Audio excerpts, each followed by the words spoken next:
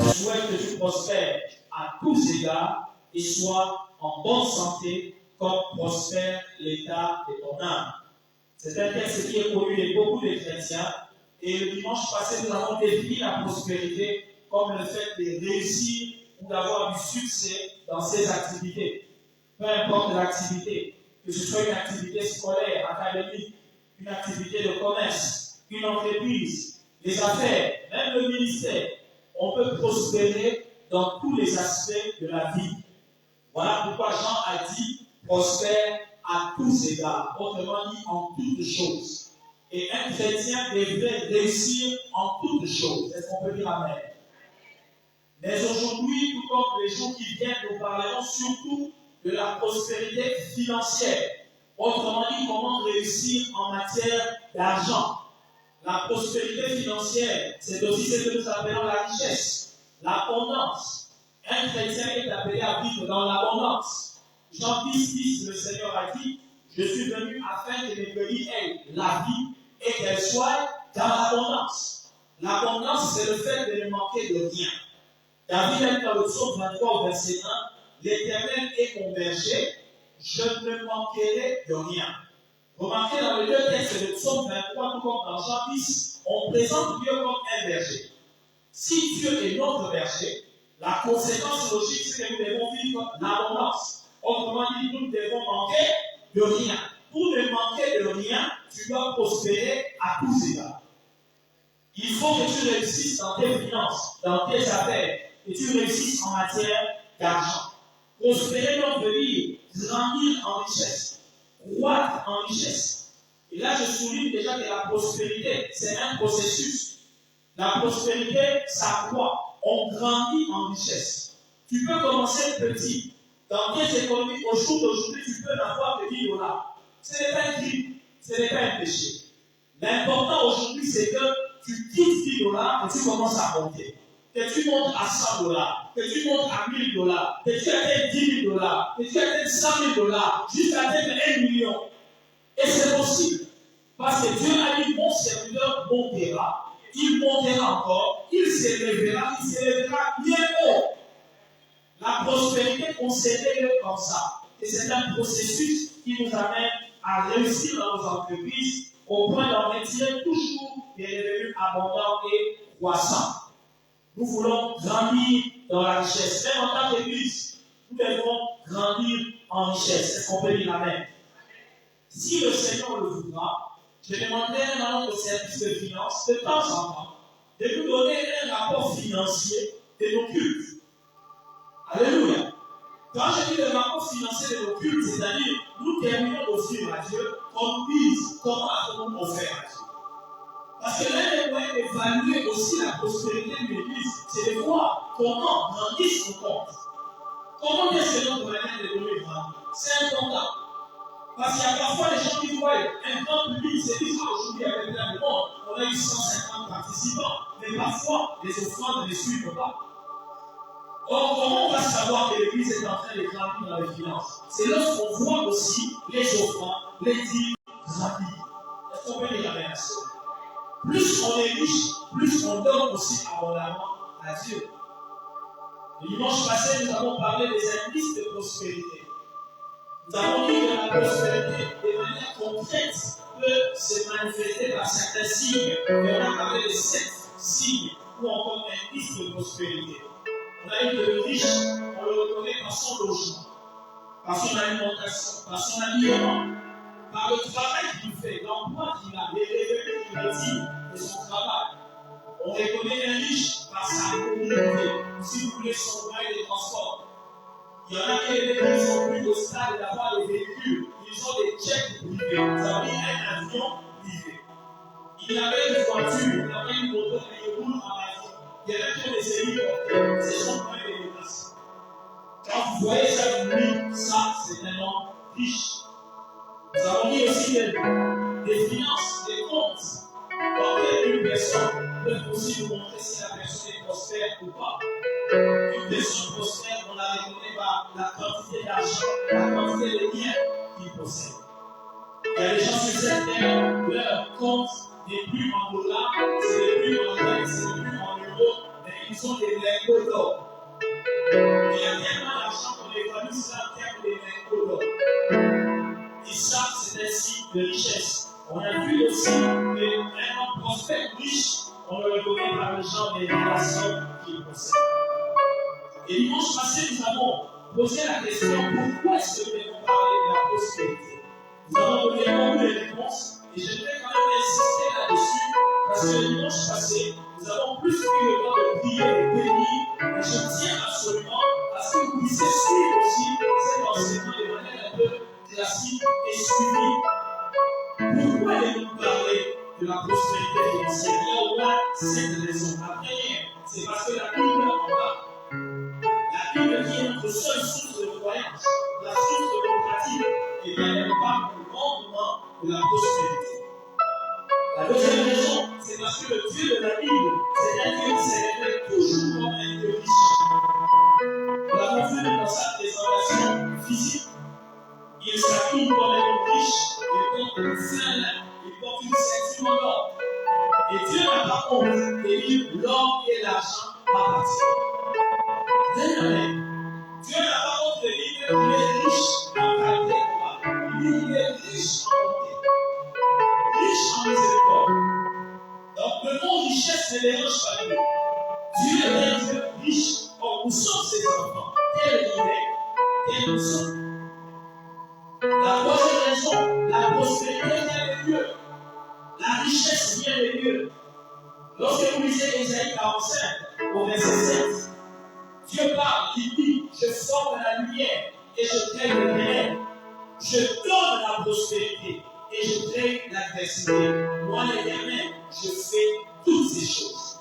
Dieu se présente ici comme un Dieu qui donne la prospérité. Bien aimé, Dieu ne nous a pas seulement donné Jésus. La Bible dit oui, Dieu a tant aimé le monde, il nous a donné son Fils. Mais ici, la Bible dit le Père de Dieu, il donne aussi la prospérité. Si tu as reçu Jésus de la part de Dieu, tu peux aussi recevoir la prospérité de la part du même Dieu. Ça veut dire avec ça. Si tu ne crois pas, c'est bien que tu ne le recevras pas. Parce que les choses de Dieu, on les reçoit toujours par la foi, afin que tout le monde croie en lui. Tu dois aussi croire que tu vas recevoir la prospérité de la part de Dieu.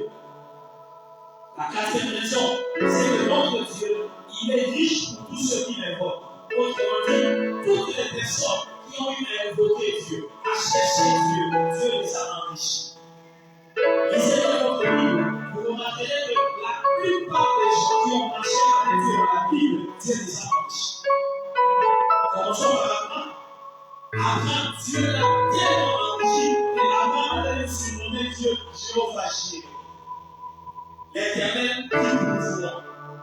Et Paul a dit, mon Dieu pourvoira à tous vos besoins selon sa richesse. Jéhovah Jireh, c'est le Dieu qui pourvoit à nos besoins selon sa richesse. Pas selon la conjoncture du monde, pas selon l'économie, mais selon sa richesse. Nous devons croire à cela. Si Abraham est notre Père dans la foi, si nous sommes des fils et des filles d'Abraham, le Dieu qui a enrichi Abraham, il peut aussi nous enrichir.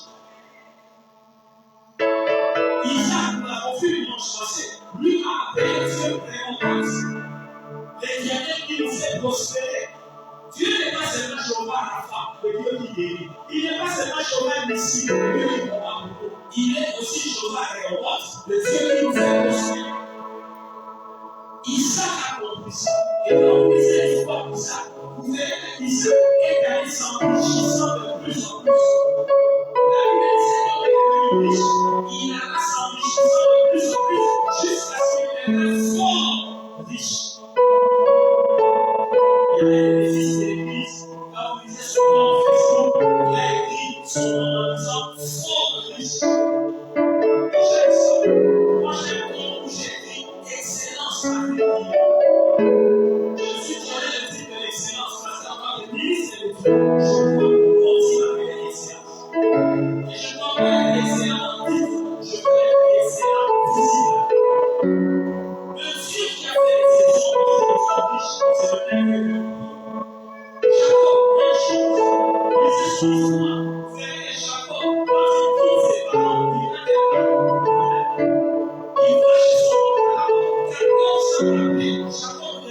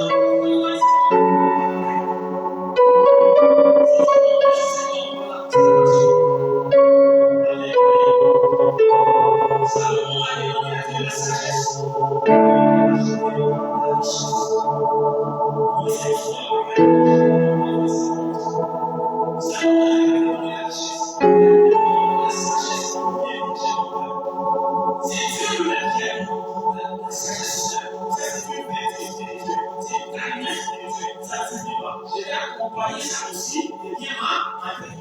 Parce que la du pauvre est méprisé. La Bible dit ça. La sagesse d'un pauvre est méprisée. Tu peux être un chrétien très sage, même dans la famille. Quand il y a deuil, quand tu donnes des bonnes idées, mais quand tu n'apportes pas l'argent, même tes idées là, on va les rejeter. On ne voudra même plus t'écouter. On dira lui c'est juste un parleur, il essaie de parler, mais il n'apporte rien. Il ne met rien sur la table. Si tu es un frère, une fille, tu peux lui dire de telles paroles comme tu veux. Mais si après, tu es incapable de lui acheter, fais ceci pour te dire là, tes beaux discours là, un jour elle va s'enlacer. Elle va se dire non, lui n'est pas, il fait de parler, il ne sait de parler. Ça ne marche pas. Dieu aussi le sait. Mais pour Dieu, d'abord le ciel. La Bible dit qu'est-ce sert-il à un homme de gagner le monde entier s'il perd son âme? Et c'est là où beaucoup de gens ignorent qu'avoir la richesse sans avoir le salut fait de vous l'homme le plus pauvre. S'il vous plaît, chrétiens, n'enviez jamais les païens qui sont riches. Ne les enviez pas. Ce sont les personnes les plus malheureuses du monde. Un homme riche mais païen qui ne connaît pas Jésus, même si c'est un millionnaire, croyez-moi, c'est l'homme le plus pauvre. Parce qu'il va finir en enfer. Alors ça aura servi à quoi? Tu as déjà vu quelqu'un mourir et apporter ses immeubles dans la tombe? Quelqu'un mourir et prendre son compte en banque et partir avec? Mais vous savez quoi? Les chrétiens, quand ils meurent, ils amènent même leur richesse au ciel. Est-ce que vous le savez? Non, il y en a qui ne croient pas. La Bible dit, avec l'argent que Dieu nous donne ici sur la terre, nous pouvons nous constituer des trésors au ciel. Tu peux transférer ton argent de la terre au ciel. Voilà pourquoi on te demande de donner. Tout ce que tu donnes à Dieu sur la terre, tu ne le perds pas. Tu fais un transfert à la banque céleste. Quand tu vas entrer au ciel, tu vas retrouver ça. Mais le pauvre là, le riche qui ne connaît pas Dieu, où est-ce qu'il va retrouver sa richesse? S'il meurt, il va en enfer, il laisse tout. Mais moi, avant de mourir, il y a des choses que je laisserai en héritage à ma femme, à mes enfants, à mes frères, aux gens que j'aime. Mais il y a des choses que je vais s'aimer. Je vais donner ça expressement. Au fait, je ne donne pas, je transfère. Pour que quand je vais arriver au ciel, je dis, où est le transfert d'argent que j'avais fait ici? Au ciel, il y aura des plus riches que les autres. Est-ce que vous le savez? C'est écrit. Jésus a dit au ciel, il y aura des premiers, il y aura des derniers. Donc, Gombe du ciel va exister, Kintsuka du ciel aussi va exister. Maintenant, moi, je ne veux pas être dans Maloueka du ciel. Je veux être dans Gombe du ciel, dans Cape Town du ciel. Cherche d'abord le ciel. Dis à ton voisin, cherche le ciel. Fais d'abord de Dieu ta principale richesse. J'aime la chanson de Papa Alain Moloto. Tu es ma richesse, la source de mes grâces. Fais de Dieu d'abord ta richesse. Mets Dieu dans ton cœur. Vis avec Jésus. Même si tu n'as pas l'argent, si tu as Jésus, tu es potentiellement riche. Tu es comme le Congo, avec des ressources, mais non développées. Quelqu'un qui a Jésus, c'est vraiment RDC. Potentiellement riche. Tout ce qu'il va te rester, c'est de comprendre comment exploiter cette richesse pour qu'elle devienne matérielle. Mais si tu n'as pas Jésus, même si tu as les biens, tu es pauvre. Que mes frères qui me suivent dans la diaspora me pardonnent. Mais moi, j'ai toujours dit, être riche dans la diaspora sans être riche au Congo, c'est malheureux. Oui, tu mets ta vie en danger. Tu as construit des maisons en Europe, aux États-Unis. Au pays, tu n'as rien. Hey. Un étranger reste un étranger. Un jour, il y aura un incident et puis par la population locale se tourne vers vous. Allez, tous les étrangers, avion obligatoire. Lipapou, vous revenez à Kinshasa. Tu vas habiter où? Vous voyez? Ton pays reste ton pays. Même si tu vas aux États-Unis, pense au Congo, investis au Congo. Voilà nous aussi, comme nous sommes des citoyens du ciel, même si je vis ici sur la terre, j'investis au ciel. Parce que je sais qu'un jour je dois quitter la terre, que je le veuille ou pas, je quitterai. Dis à ton voisin, Dieu d'abord. Dis-le-lui, Dieu d'abord.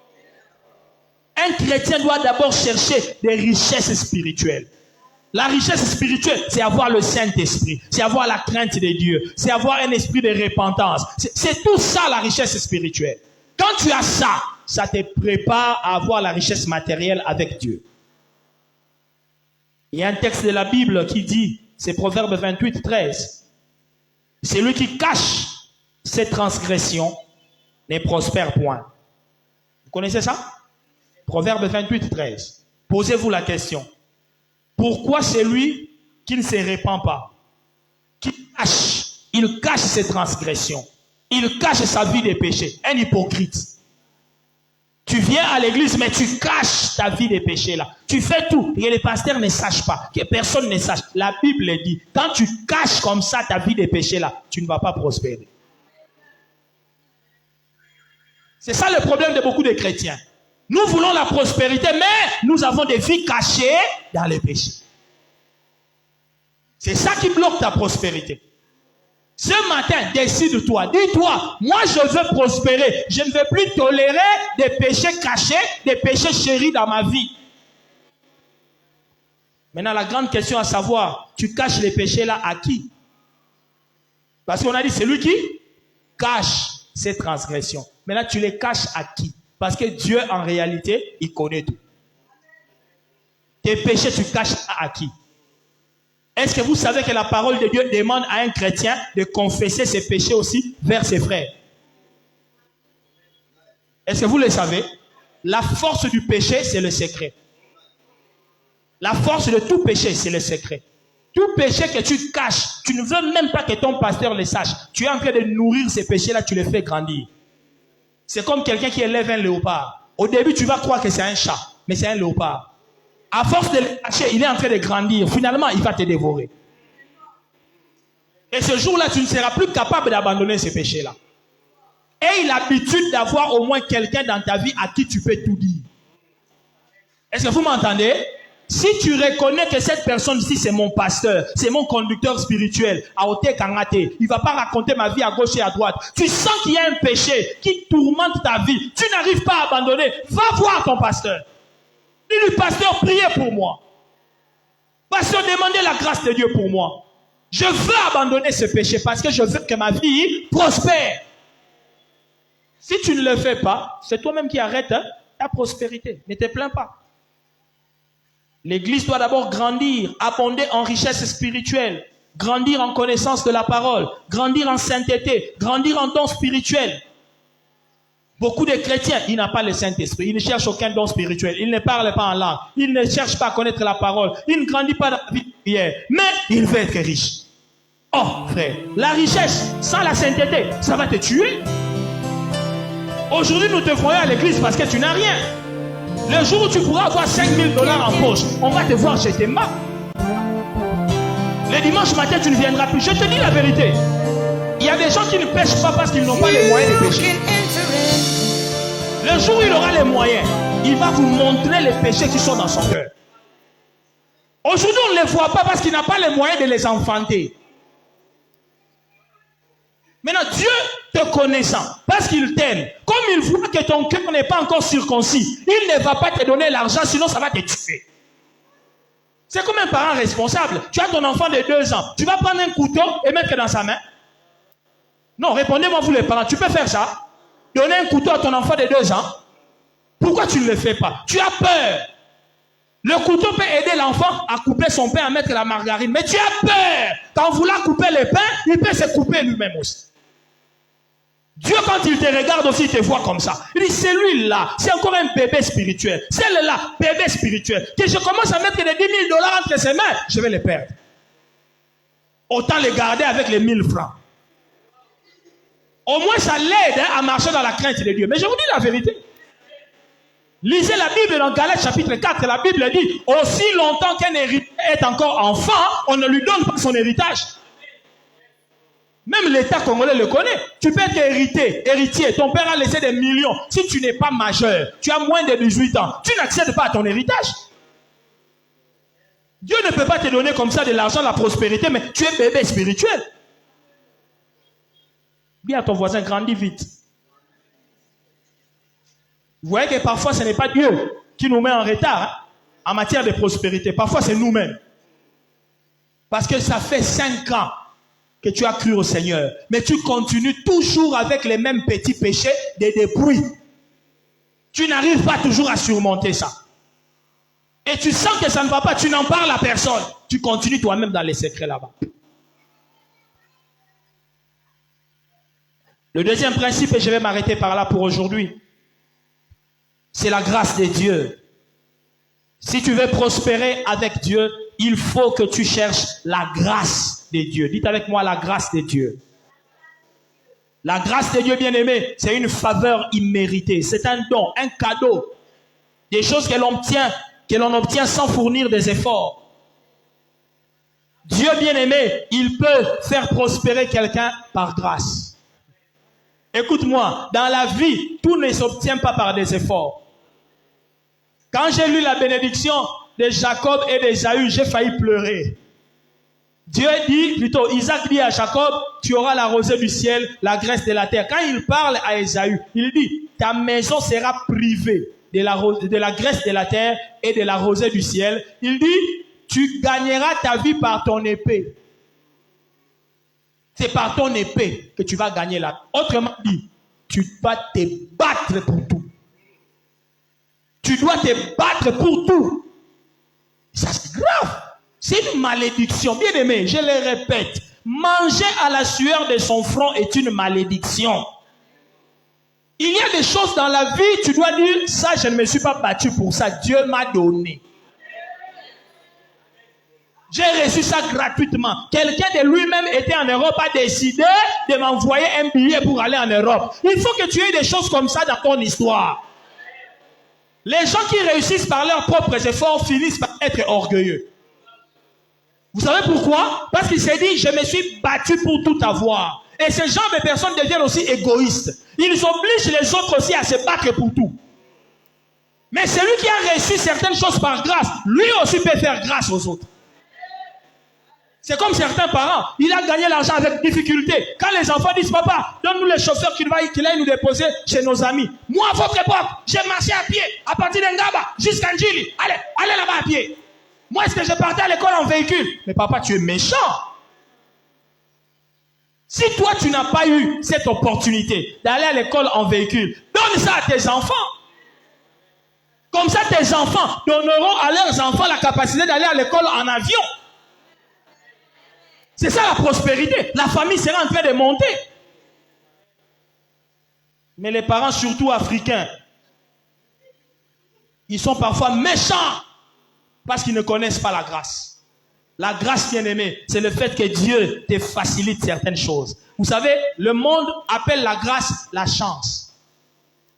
Dans le monde, quelqu'un qui a la grâce, on dit, ah, ça a la chance, hein? Il a la chance. La chance veut dire quoi?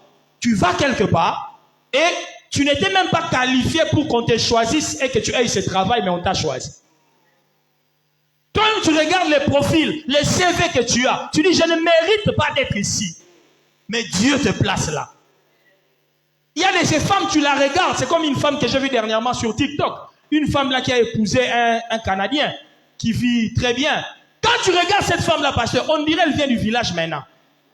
Et vous savez, les gens de TikTok parlent beaucoup. Ils disent, mais toi aussi, tu as épousé quand même un blanc. Soigne-toi. Et puis elle répond, elle dit, mon mari, le jour où il m'a aimé, j'avais un bassin en train de vendre des choses. J'étais sale, je marchais dans la rue en Afrique. Ce blanc-là m'a aimé pendant que j'étais sale comme ça. Et c'est maintenant que vous pensez qu'il va me rejeter. Il dit, maintenant, je suis d'ailleurs plus propre que tel que j'étais. Et cette femme dit, mon mari ne m'a pas aimé parce que j'étais belle. Ce mari m'a aimé parce que Dieu lui a demandé de m'épouser moi. Vous voyez? La grâce, c'est le fait que tu ne mérites pas. Mais c'est Dieu qui te favorise. Oh, que Dieu te fasse grâce. Est-ce que vous savez que le jardin d'Éden, ce n'est pas Adam qui l'a planté? Alléluia. Le jardin d'Éden, là, ce n'est pas Adam. La Bible dit, l'Éternel planta un jardin. Il prit l'homme qu'il avait créé, il le plaça. Le jardin que tu entends là-bas, toi tu penses que c'est comme le jardin zoologique. L'homme n'est pas un animal. Le jardin là, c'était la maison d'Adam et Ève. Peut-être que tu ne lis pas bien la Bible ou tu ne comprends pas le contexte. C'était leur maison. C'est là qu'ils vivaient. C'est là qu'ils habitaient. Qui a construit la maison? Dieu. C'est pourquoi la Bible dit, vous habiterez des maisons que vous n'avez pas construites. C'est ça la grâce. Tel que tu es là, quelqu'un a construit sa maison et puis toi tu viens seulement habiter. Et puis il dit c'est à toi. Oh, que Dieu te fasse grâce. Et Dieu est tellement merveilleux. Il est allé planter ces jardins-là, là où il y a 4 fleuves, là où il y a des minéraux. On dit il y avait de l'or. Donc, il a choisi même la contrée où placer les jardins. Dieu ne va pas te donner une maison à Machocho, qu'il te donne une maison à ma campagne. Une belle maison. Cadeau. C'est ça la grâce. Oh, j'aimerais que quelqu'un ce matin dise à Dieu, Seigneur, fais-moi des cadeaux. Les papas du monde font parfois des cadeaux aux enfants. Le jour de ton anniversaire, papa te fait un cadeau. Donc quelque chose que tu n'as pas mérité. Et il y a des cadeaux qu'on voit sur cette terre qui coûtent. Hein? Vous voyez un homme qui demande la main à sa femme, il lui offre une bague en diamant pour demander la main. Cadeau. Un homme qui achète à sa femme une grosse Jeep de 80 000 $. Cadeau. Maintenant, si un homme peut faire de tels cadeaux, est-ce que Dieu ne peut pas aussi nous faire des cadeaux? Que Dieu te fasse des cadeaux. Si tu es Esther, orpheline, que Dieu te fasse le cadeau d'un bon mariage. Que tu te retrouves l'épouse du premier ministre de la RDC. Donc un jour, toi-même, tu es là dans la voiture de garde du corps, tu commences à te demander, est-ce que c'est seulement moi ici? Moi, je suis chocho, ya chande tir, même.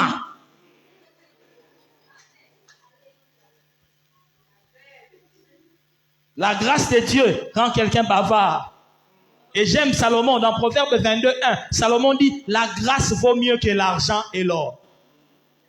Vous savez pourquoi? Parce que la grâce est la source de l'argent et de l'or. Quelqu'un qui a la grâce de Dieu, bien aimé, il vaut mieux que quelqu'un qui a l'argent. Voilà pourquoi quand tu viens chez un homme de Dieu, je répète ça, ne viens pas souvent pour demander l'argent. Dis à cet homme de Dieu, prie ton Dieu qu'il me fasse grâce. Voilà pourquoi Anne s'appelle grâce. Cherche la grâce. Demande la grâce de Dieu dans ta vie. La Bible dit que personne ne se prive de la grâce de Dieu. David a dit, le bonheur et la grâce m'accompagneront. Pourquoi David dit que la grâce doit l'accompagner? David avait compris le principe que dans la vie, tout est grâce. Vous pensez que David a gagné Goliath parce qu'il était fort? David, a-t-il gagné Goliath parce qu'il était fort?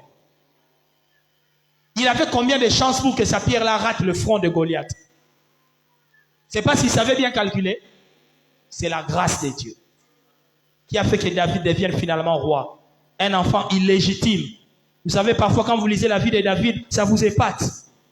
Son propre père l'a oublié. C'est extraordinaire. Son propre père, il l'oublie. On lui demande de venir avec tous ses fils. On va choisir le roi parmi ses fils. Il envoie David en forêt. Et j'ai toujours dit aux gens, c'est parce que David était un enfant illégitime.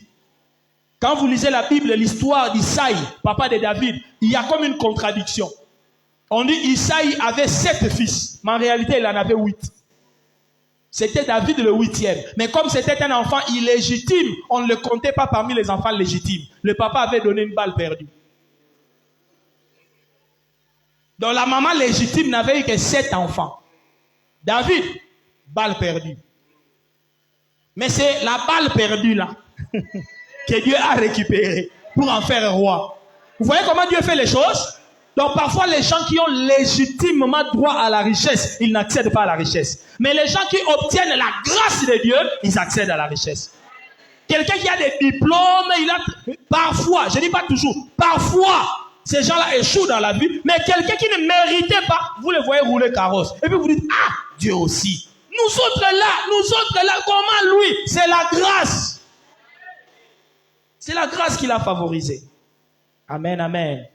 Que Dieu te fasse grâce ce matin. Est-ce qu'il y a quelqu'un qui peut prier en disant, Seigneur, fais-moi grâce? Tu as besoin d'une grande grâce dans ta vie. Courons la tête dans la prière, frères et sœurs. Nous avons besoin d'une grande grâce dans nos vies.